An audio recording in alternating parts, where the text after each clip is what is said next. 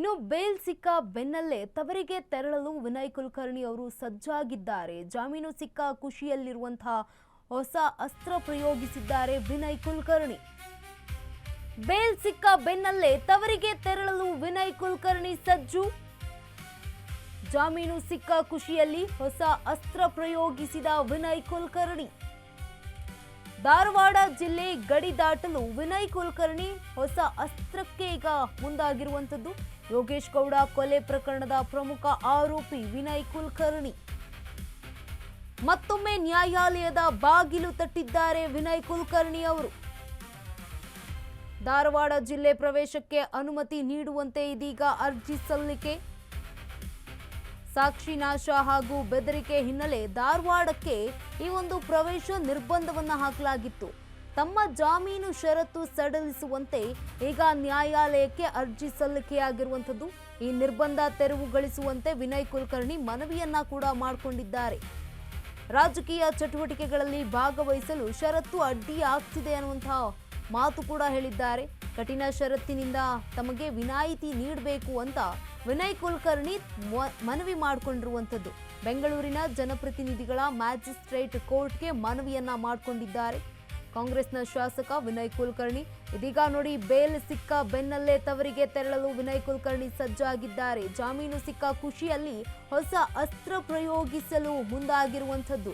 ಧಾರವಾಡ ಜಿಲ್ಲೆ ಗಡಿ ದಾಟಲು ವಿನಯ್ ಕುಲಕರ್ಣಿ ಹೊಸ ಅಸ್ತ್ರಕ್ಕೆ ಈಗ ಮುಂದಾಗಿರುವಂಥದ್ದು. ಯೋಗೇಶ್ ಗೌಡ ಕೊಲೆ ಪ್ರಕರಣದ ಪ್ರಮುಖ ಆರೋಪಿಯಾಗಿದ್ದಾರೆ. ಇನ್ನು ಏನಿದು ಪ್ರಕರಣ ಅಂತ ನೋಡೋದಾದ್ರೆ, ಬರೋಬ್ಬರಿ 10 ವರ್ಷಗಳ ಹಿಂದೆ ನಡೆದಿದ್ದಂತಹ ಬಿಜೆಪಿ ಮುಖಂಡ ಯೋಗೇಶ್ ಗೌಡ ಕೊಲೆ ಪ್ರಕರಣದಲ್ಲಿ ಹೈಕೋರ್ಟ್ ಈ ಒಂದು ದ್ವಿಸದಸ್ಯ ಪೀಠ ಜುಲೈ 31ರಂದು ನೀಡಿರುವಂತಹ ಮಹತ್ವದ ಆದೇಶ.